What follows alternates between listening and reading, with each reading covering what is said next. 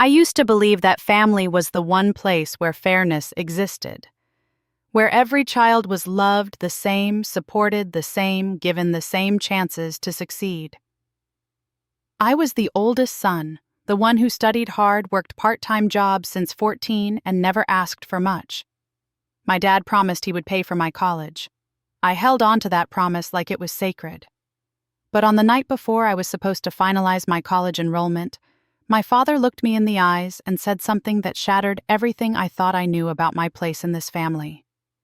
Before I share what happened next, let me know where you are watching from today.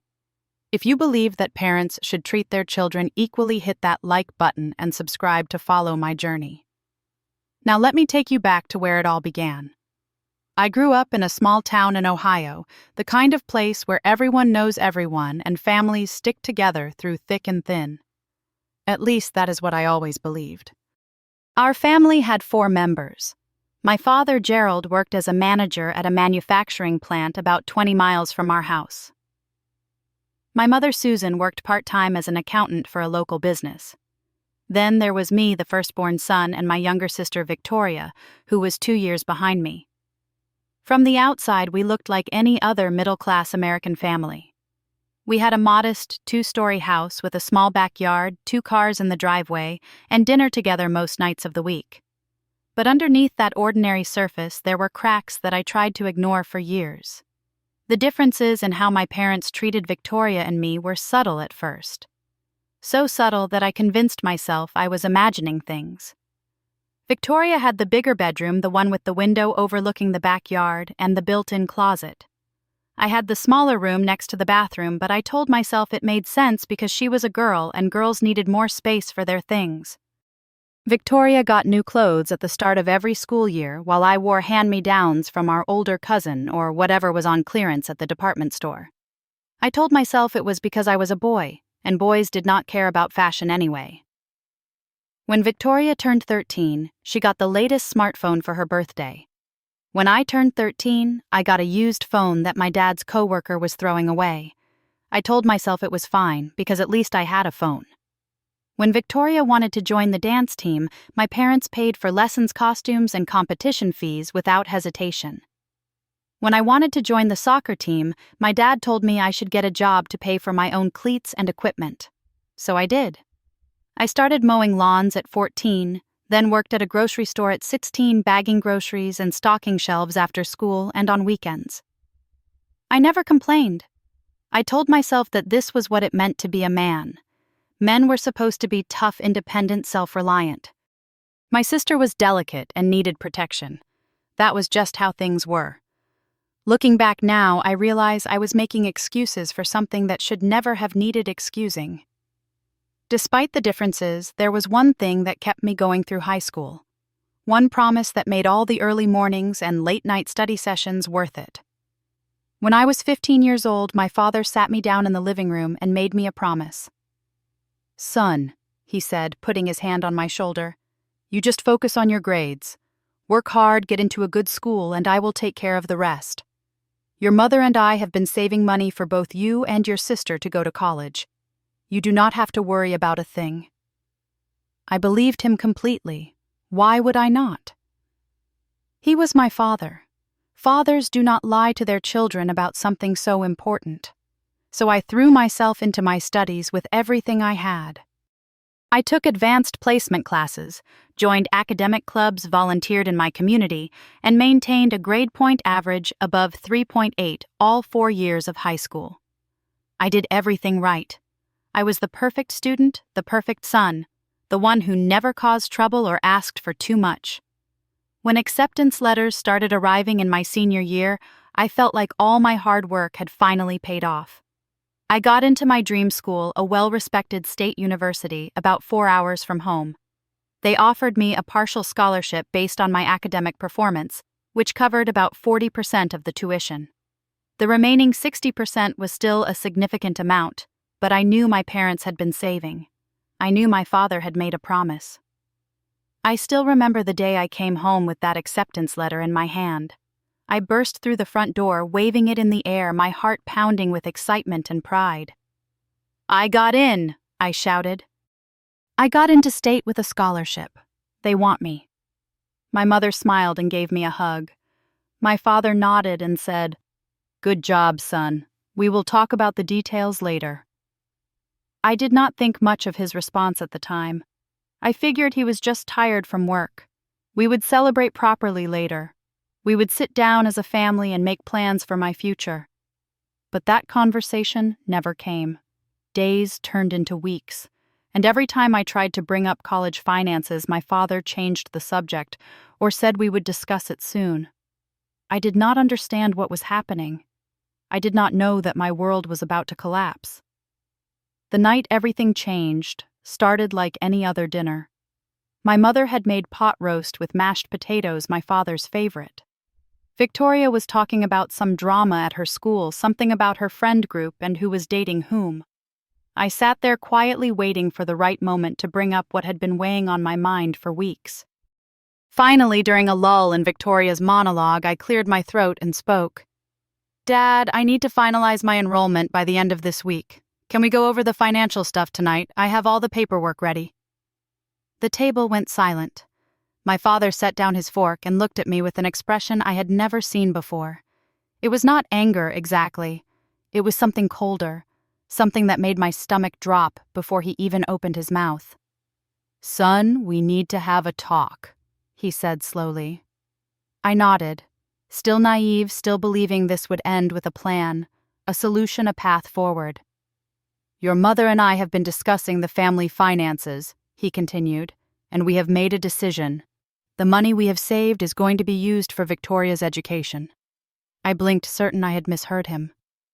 "What do you mean?" I asked. "Victoria is only 16. She has 2 more years of high school. Victoria has been accepted into St. Catherine's Preparatory Academy," my father announced. "It is one of the best prep schools in the region. It will set her up perfectly for a top-tier university. The tuition is substantial, but it is an investment in her future." I felt like the room was spinning. St. Catherine's was a private school nearly an hour away, known for its wealthy students and exclusive social circles.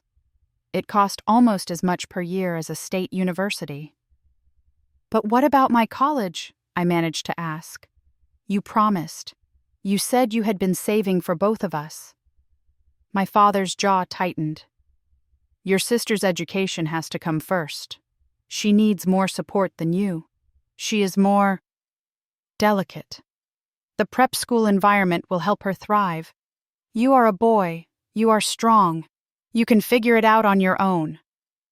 I looked at my mother, desperate for her to say something, to defend me, to remind my father of the promise he had made. But she just sat there staring at her plate, moving peas around with her fork, like this conversation had nothing to do with her. "Figure it out," I repeated, my voice cracking despite my efforts to stay calm. "Dad, I have worked so hard. I have done everything you asked. I got good grades. I got into a good school. I even got a scholarship. I just need help with the rest." "Then take out student loans," my father said dismissively. "Get a job. Plenty of people put themselves through college. It will build character." "But you promised," I said again, hating how desperate I sounded. 4 years ago, you looked me in the eye and promised you would pay for my education." "Circumstances change," my father snapped. "This is what is best for our family. Victoria needs this opportunity. You will understand when you are older." I turned to Victoria, hoping to see some sign of surprise or guilt on her face. But she just sat there, calmly cutting her pot roast, as if my entire future was not being ripped away from me at this very moment. She did not look surprised at all. In fact, she looked almost satisfied. That was when I realized this was not a sudden decision. They had planned this. They had known for weeks, maybe months, that they were going to break their promise to me. And no one had bothered to give me any warning. I tried one more time. "Mom, please, say something." My mother finally looked up from her plate. "Your father knows what is best," she said quietly. "Do not make this harder than it has to be. Just accept it and move on." Something inside me broke in that moment. Not dramatically, not with tears or shouting. It was more like a rope that had been fraying for years finally snapped. I looked around the table at these 3 people who were supposed to be my family and realized that I had been alone for a very long time without even knowing it. I stood up from the table without another word. I walked to my room and closed the door. Then I sat on my bed in the darkness for hours, replaying every moment of my childhood, seeing the patterns I had refused to acknowledge for so long. By 2 a.m, I had made my decision. I packed everything I could fit into my old hiking backpack: clothes, toiletries, my laptop, the $237 I had saved from my grocery store job. I looked around my small room one last time, then sat down at my desk and wrote a short note on a piece of notebook paper. I will figure it out on my own. Do not worry about me. I left the note on my pillow. Then I walked down the stairs through the kitchen and out the back door. The night air was cool on my face as I walked down the driveway and turned onto the main road. I did not look back. The first 3 months on my own were the hardest of my life. I took a bus to Columbus because it was the biggest city within a reasonable distance, a place where I could disappear and start over. I arrived with nothing but my backpack and my determination to survive without asking my family for a single thing. Finding a place to live was my first challenge. I could not afford anything on my own, so I answered an ad for a room in a rundown apartment shared by 3 other guys. The room was barely big enough for a twin mattress and a small dresser. The carpet was stained, the walls were thin, and there was always noise at all hours. But it was mine. I paid $150 a month in cash, no questions asked. I found work wherever I could. My first job was washing dishes at a diner 6 blocks from my apartment. I worked the closing shift, which meant I did not get home until after midnight most nights. The pay was barely above minimum wage, but the owner let me eat leftover food that would have been thrown away, which saved me money on groceries. After 2 weeks, I picked up a second job delivering pizzas on the weekends. The tips were inconsistent, but every dollar counted. Some nights I would make $40 in tips. Other nights I would make $8. I learned to budget carefully to stretch every cent until it screamed. There were weeks when I ate nothing but instant noodles and peanut butter sandwiches. There was a month when my electricity got shut off because I was $20 short on the bill. I sat in the dark for 3 days until my next paycheck came through. I took cold showers because heating water cost money I did not have. But I never called home. I never asked for help. Every time I felt weak, every time I felt like giving up, I remembered my father's voice saying, "You can figure it out on your own." And I used that memory as fuel. I would figure it out. I would prove that I did not need them. 8 months into my new life, something unexpected happened. I had picked up a temporary gig helping clean up a construction site on the weekends. It was hard physical labor clearing debris and carrying materials, but it paid $15 an hour, which was more than I made anywhere else. One Saturday afternoon, I was hauling broken drywall to a dumpster when a man in his 50s walked over to me. He had gray hair, weathered hands, and the kind of face that had seen both hard times and good times. "You are not like the other temps," he said, watching me work.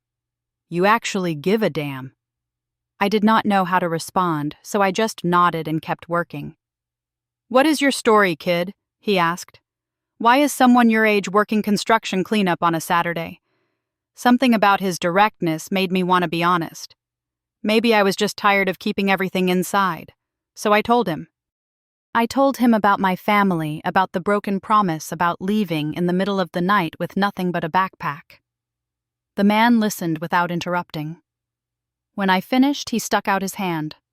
"I am Marcus," he said. "I own this company. Small operation, but we are growing. I could use someone like you full-time.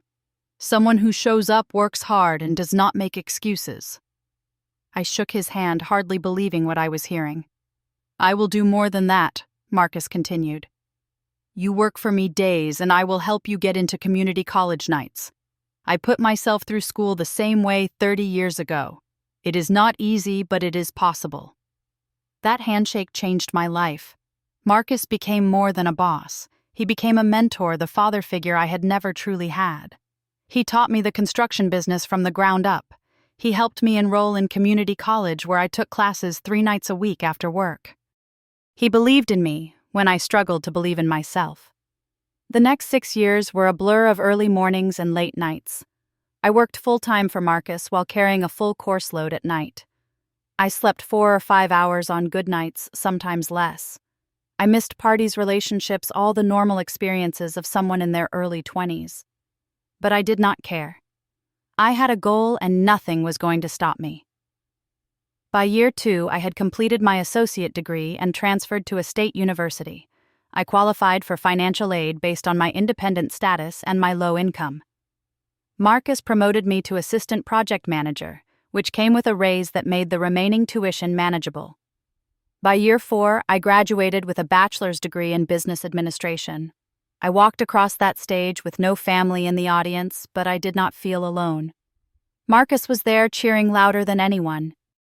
My roommates from the rundown apartment, who had become genuine friends over the years, were there too.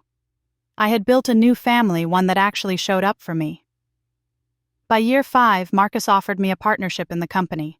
We had grown from 6 employees to 22. We had contracts across the region. I was earning more money than my father ever had at the manufacturing plant. By year 6, I bought my own apartment. A nice place with big windows, a real kitchen, and enough space to breathe. I stood in the middle of my living room on moving day and allowed myself to feel proud for the first time in years. In all that time, I never contacted my family. I changed my phone number after leaving. I did not use social media. As far as they knew, I had vanished into thin air, and honestly, I was fine with that. I had proven that I could figure it out on my own. I had built a life worth living. Why would I want to look back 6 years after I left my past finally caught up with me? I came home from work one evening to find a woman sitting on the bench outside my apartment building. She looked small and tired, older than I remembered. Her hair had gone mostly gray, and there were lines on her face that had not been there before. It was my mother. She stood up when she saw me, her eyes immediately filling with tears. "I found you," she whispered. "After all this time, I finally found you." I did not know what to feel. Part of me wanted to walk past her like she was a stranger. Part of me wanted to scream at her for 6 years of silence. But the part that won out was the part that still remembered being a little boy who loved his mother. "How did you find me?" I asked, keeping my voice neutral. "I hired someone," she admitted. "A private investigator. It took 2 years of searching. You covered your tracks well." I almost laughed at that. I had not been trying to hide. I had just been trying to live. "Can we talk?" she asked. "Please, there is so much I need to tell you." Against my better judgment, I led her upstairs to my apartment. She looked around at my furniture, my bookshelves, my framed degree on the wall, and I could see the surprise on her face. She had expected to find me struggling, I realized. She had expected to find someone who needed rescuing. We sat down in my living room and my mother began to talk. She told me that Victoria had gone to St. Catherine's Preparatory Academy as planned. But instead of thriving, Victoria had fallen in with a crowd of wealthy kids who taught her how to party, how to skip class, and how to manipulate her way out of consequences. Her grades plummeted. She got suspended twice for behavioral issues. She barely graduated. She told me that Victoria had eventually gotten into a mid-tier college on the strength of our parents' donations, but she dropped out after 3 semesters. She had bounced between jobs and relationships, never sticking with anything for long. She was currently living back home, 24 years old, with no degree, no career, and no direction.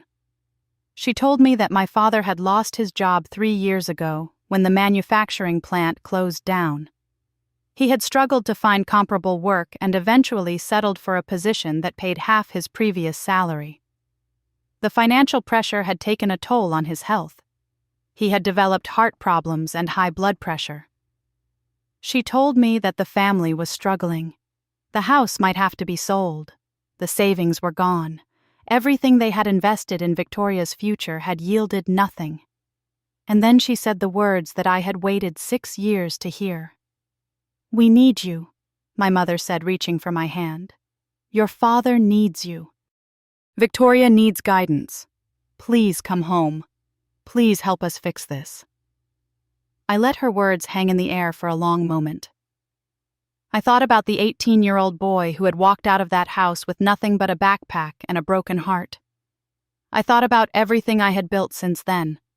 Every obstacle I had overcome, every night I had spent wondering if my family ever thought about me at all. "Did Dad send you?" I finally asked. "Does he want me back?" My mother hesitated, and that hesitation told me everything I needed to know.